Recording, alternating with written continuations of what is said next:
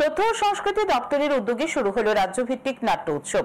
বুধবার সন্ধ্যায় রাজধানী রবীন্দ্র শতবার্ষিকী ভবনে রাজ্যভিত্তিক নাট্য উৎসবের উদ্বোধন করেন মন্ত্রী টিঙ্কু রায়। উপস্থিত ছিলেন তথ্য ও সংস্কৃতি দপ্তরের অধিকর্তা বিম্বিসার ভট্টাচার্য, বিশিষ্ট সাংস্কৃতিক ব্যক্তিত্ব সুব্রত চক্রবর্তী, বরিষ্ঠ নাট্য ব্যক্তিত্ব মানিক দত্ত সহ অন্যান্যরা। রাজ্যভিত্তিক নাট্য উৎসবের উদ্বোধনী অনুষ্ঠানে বক্তব্য রাখতে গিয়ে মন্ত্রী টিঙ্কু রায় বলেন, স্বাধীনতা সংগ্রামের সময় স্বাধীনতা সংগ্রামীদের উদ্বুদ্ধ করার জন্য সেই সময় অনেক নাটক মঞ্চস্থ করা হয়েছিল। সেই নাটকের বর্তমানে তেমন কোনো প্রয়োজন নেই। তবে বর্তমানে বাল্য বিবাহ রুখতে, নেশা মুক্ত ত্রিপুরা গড়তে নাটকের প্রয়োজন। বৃদ্ধাশ্রম যেন তৈরি করতে না হয় তার জন্য নাটকের প্রয়োজন। বর্তমান সময়ে রাজ্যের সরকারি বেসরকারি বৃদ্ধাশ্রমগুলিতে জায়গা নেই।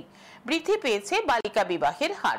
তার জন্য এই বিষয়গুলির উপর নাটকের প্রয়োজন মানুষকে সচেতন করতে।